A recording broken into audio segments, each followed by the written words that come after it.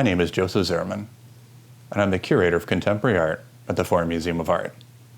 I'm here to talk to you today about my newest exhibition, which I co-curated with Ken Harmon, the director and head curator of Hashimoto Contemporary. This exhibition is titled Here and Now, a Survey on New Contemporary Art. We'll be walking through the exhibit together, and I'll be explaining a little bit about each artist and how I think that they're important to this ever-growing movement on all platforms. Naturally, this is not everybody that I wanted to include, but it's a great representation. So let's walk through this together, shall we? It is important to note that these artists come from all types of backgrounds, from self-taught to master's degrees, as well as a broad variety of mediums that include assemblage, print, oil painting, fiber, and more. It was an honor to work with these artists and bring their unique talents to the Foreign Museum of Art. Dan WITZ has been on the street art scene since the 1970s and is considered a pioneer. His art depicts humanity in various stages of compaction and isolation. His highly detailed oil paintings have a trompe-l'oeil realism that contributes to a claustrophobic atmosphere in his crowded scenes. His traditional process takes each figure from underpainting to final glaze in multiple layers. Depending upon the number of figures, each canvas can take months to complete. A.J. Fosick creates intricate, vividly colored, three-dimensional pieces that suggest totems or taxidermied creatures brought into this era. His works are made primarily of wood and found materials which are painted in bright but harmonious tones. His work is meticulous and thought-provoking. I enjoy the playfulness of these otherworldly creatures that manage to be cheerful and menacing at the same time. Michael Reeder's earlier work as a large-scale muralist informs his smaller, more intimate portrait work. Clean, clear edges, oversized print artifacts, and eye-catching colors mix and combine with expertly rendered human anatomy to form portraits of people as they disintegrate into bright pop colors and patterns.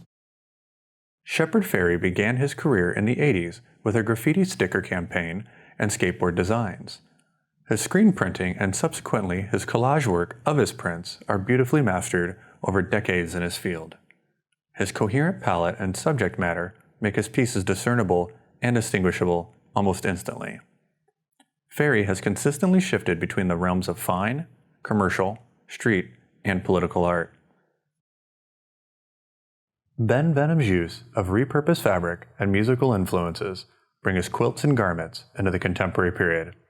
He contrasts the often threatening and defiant counterculture components of gangs and punk metal music with the comforts of domesticity.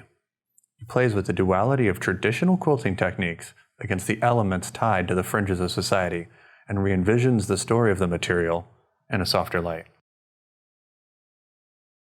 KUKSI's elegantly posed pieces hold mythological qualities.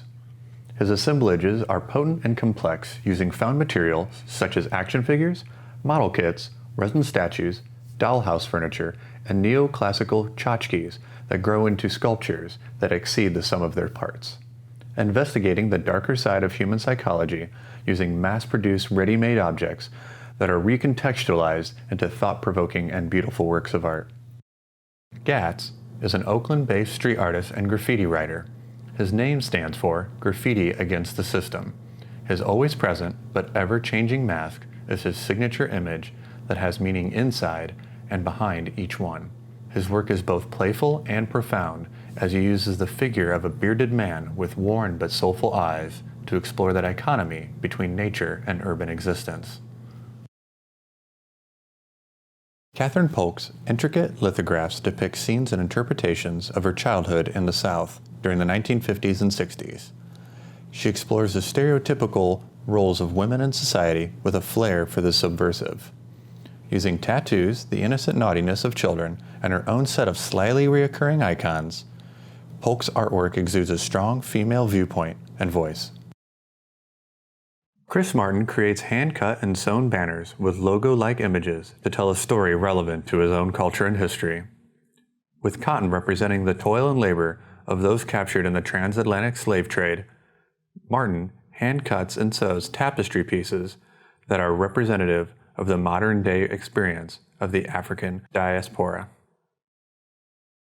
SWOON's art is this bare portrayal of people at their most honest.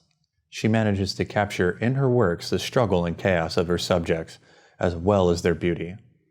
Her work varies from large-scale installations to smaller pieces that draw the viewer closer. She celebrates humanity in all its colors and textures. The process of wheat paste, cut paper, and block printing provide inconsistencies and the humanizing evidence of the artist's hand. Caitlin McCormack has been working as a cutting-edge fiber artist for the past decade. Her works exhibit the ideas of memories, the passing of time, and how these fit in her world as we look in. The skeletal forms of familiar creatures like cats, squirrels, foxes, and finches are crocheted from string and then stiffened by glue, and displayed as relics in vitrines or ornate frames suggesting Victorian mourning rituals. Dennis McNett's artistic journey begins in the early 80s skateboard and punk rock scene. Bold lines, complex patterns, and heroic imagery propel his pieces into the viewer's field of vision. The works have an epic, archaic quality that is reinforced by the age-old processes of relief and screen printing. McNett uses his unique graphic style to produce mass, installations, and sculptures, as well as works on paper. Thank you for joining me on this tour. If you have any further questions pertaining to this exhibition, please feel free to reach out to me at the email provided.